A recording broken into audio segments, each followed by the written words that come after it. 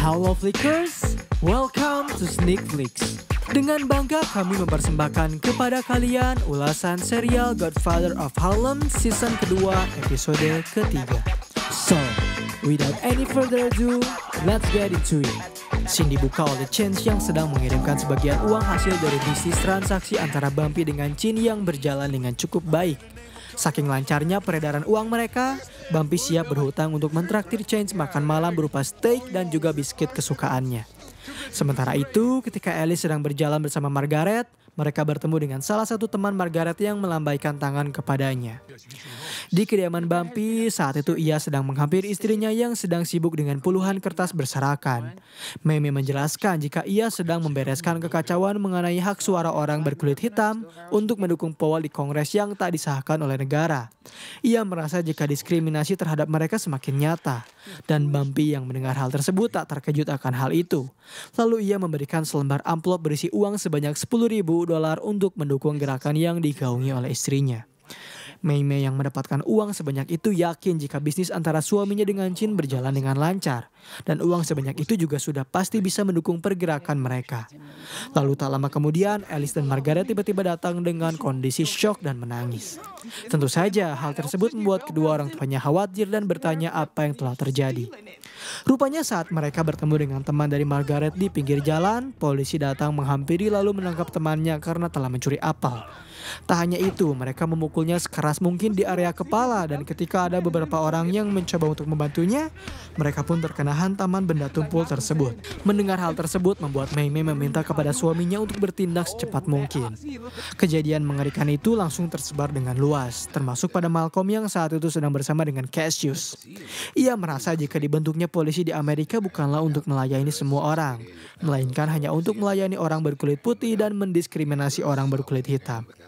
Ia berharap bisa melakukan protes secara langsung, tetapi sayangnya ia masih dalam tahap skorsing meskipun Rasul Kudus sedang berada di New York dan ia akan mengadakan rapat malam ini.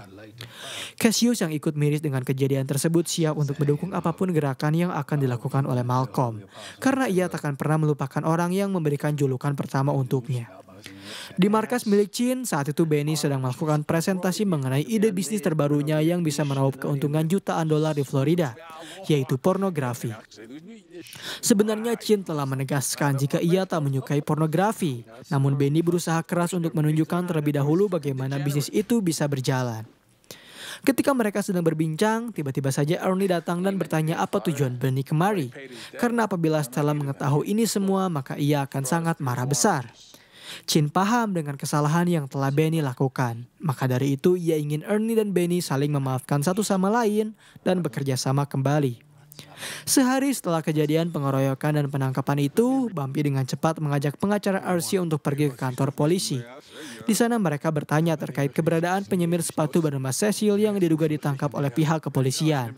Saat itu, kapten polisi bernama Mills mengaku jika Cecil telah mereka tangkap dan kini ia berada di basement. Karena ia ingin melihat kondisi dari Cecil, akhirnya Bumpy meminta izin untuk menjenguknya.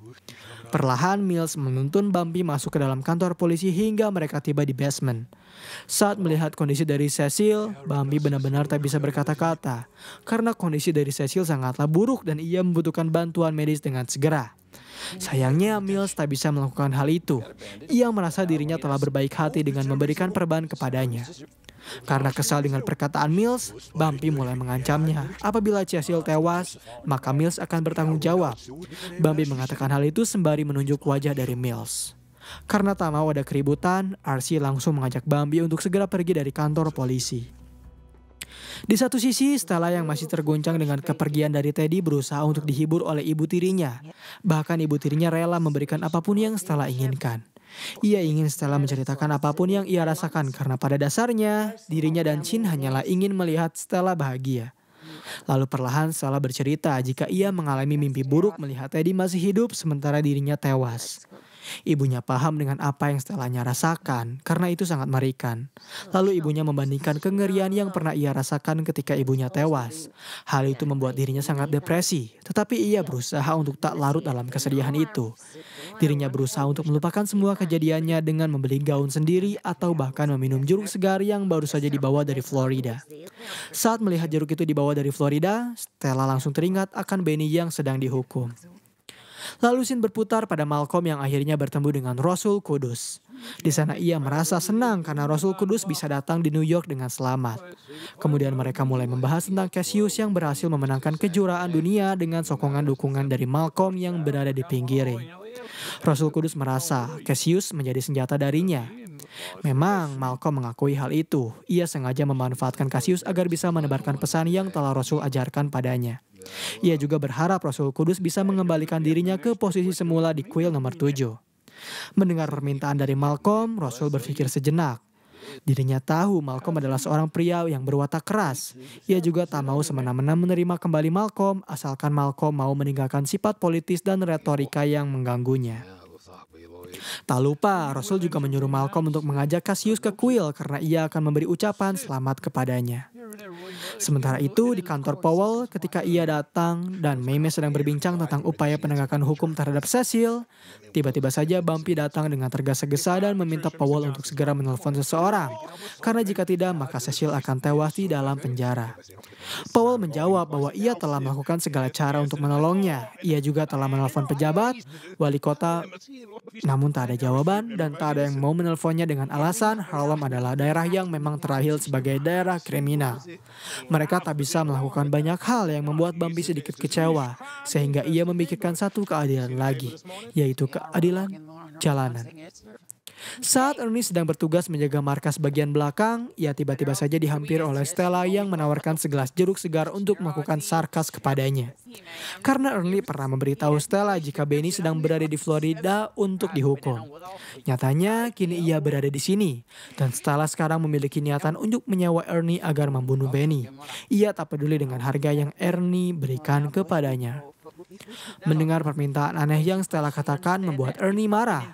Ia menasehatinya jika membunuh tak semudah yang ia kira hanya menarik pelatuk dan korban tewas begitu saja. Stella terdiam, lalu tiba-tiba ia berkata jika dirinya sendirilah yang mungkin akan membunuh Benny suatu saat nanti. Lalu tak lama kemudian Benny tiba-tiba keluar dari markas, menyapa Stella dan mengajak Ernie untuk pergi karena mereka harus kembali bekerja. Bumpy yang mengalami jalan buntu memutuskan untuk bertemu secara langsung dengan Chin agar bisa meminta bantuan kepadanya agar menyuruh Mills yang notabene-nya adalah polisi korup bayarannya untuk melepaskan Cecil. Tetapi Chin menolak karena ia tak bisa melakukan hal itu. Lalu Bumpy bertanya berapa harga yang ia bayar untuk Mills. Chin menjawab $1.000 setiap bulannya dan Bumpy langsung memberikan $2.000 sekaligus agar Chin mau melakukan hal itu padanya. Namun lagi dan lagi Chin menolak yang membuat Bumpy harus menekannya. Apabila Chin menolak melakukan permintaannya, maka kesepakatan bisnis mereka akan pudar. Di kediaman Bumpy terjadi sedikit percakapan di antara Alice dengan Maymay yang baru saja selesai menidurkan Margaret. Di sana Alice bercerita jika ia khawatir polisi-polisi itu akan menarikkan dirinya dan Maymay. Karena ia pun pernah mengalami kekerasan yang serupa. Pada saat kejadian berlangsung, Margaret menaiki kata ibu. Sebenarnya Alice sangat ingin memberitahu Margaret jika ibunya berada di sebelahnya. Tetapi ia tak bisa mengatakan hal itu dan mungkin saja cepat atau lambat, kebenaran akan terungkap. Mendengar hal tersebut membuat Maymay meminta kepada Alice untuk bersabar karena ia tak ingin Margaret mengetahui ibunya adalah seorang pecandu narkoba. Di satu sisi, Bumpy sedang melakukan pertemuan dengan Malcolm dan Cassius. Ia meminta bantuan kepada Malcolm untuk mengerahkan beberapa orang agar melakukan kerusuhan di kantor polisi. Namun Malcolm tak bisa melakukan hal itu karena ia pun masih dalam masa skorsing. Terlebih dirinya telah diperingati oleh Rasul Kudus untuk tak gegabah dalam melakukan sesuatu. Ia paham dirinya harus menegakkan keadilan. Sayangnya ia tak bisa mengadakan keadilan kembali dengan kekerasan. Bumpy yang merasa Malcolm telah berbeda dengan yang dirinya kenal memutuskan untuk pergi karena ia rasa Malcolm takkan bisa membantunya. Kemudian scene berputar pada Stella yang dihampiri oleh pendeta untuk menemaninya. Siapa tahu saja Stella membutuhkan teman untuk bercerita. Stella yang masih dalam bayang-bayang dendam memberitahu pendeta jika mungkin saja ia akan membalaskan dendam kematian kekasihnya dengan cara membunuh Benny yang telah membunuh kekasihnya. Pendeta sebagai penengah berusaha menenangkan Stella dengan memberitahu jika membunuh bukanlah jalan yang tepat. Karena Tuhan akan membalas kejahatan tersebut bila waktunya telah tiba. Termasuk kejahatan-kejahatan yang telah ayahnya lakukan. Sementara itu, Chin sedang berdiskusi dengan Mills terkait permintaan dari Bumpy yang ingin rekannya segera dibebaskan dari penjara.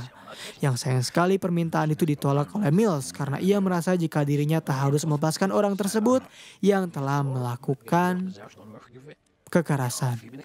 Chin tahu Cecil kini dalam kondisi terluka dan ia adalah seorang manusia yang membutuhkan perawatan. Tetapi Mills tetap enggan membebaskannya atau hanya sekadar memberinya pertolongan medis.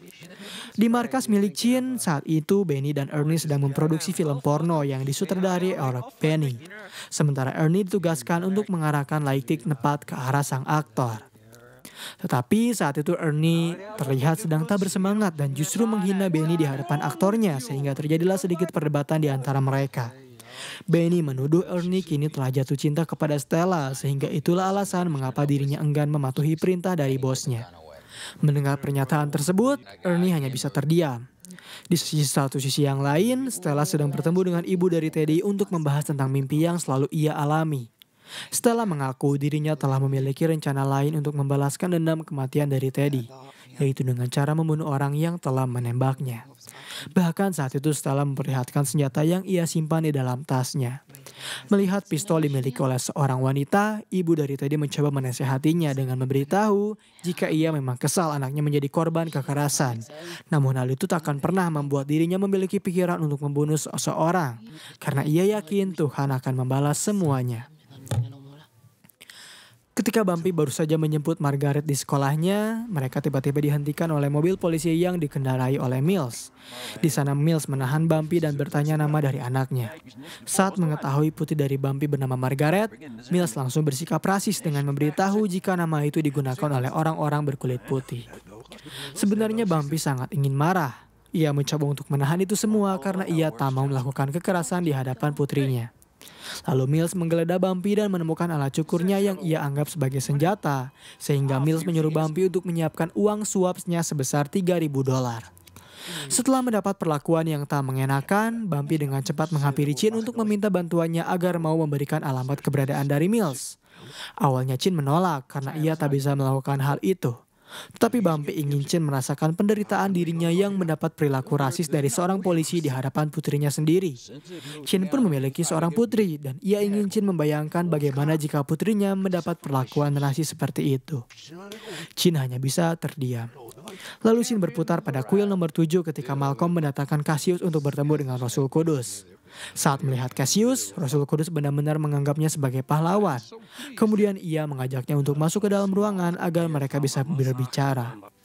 Di sana Rasul Kudus mengaku jika Cassius dan Malcolm adalah dua tokoh pahlawan muslim yang telah mengangkat derajat mereka. Merasa tersanjung, Cassius berterima kasih pada Rasul Kudus. Ia juga mengaku mendapat hidayah dari seorang Malcolm X yang telah memberinya nama terbaik. Rasul Kudus berkata bahwa nama itu bukanlah berasal dari Malcolm, melainkan dari dirinya.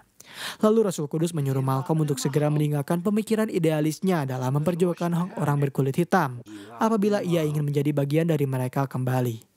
Sementara itu, Stella yang sedang memperagakan cara memegang pistol tiba-tiba saja didatangi oleh ayahnya yang ingin bertanya terkait kondisinya.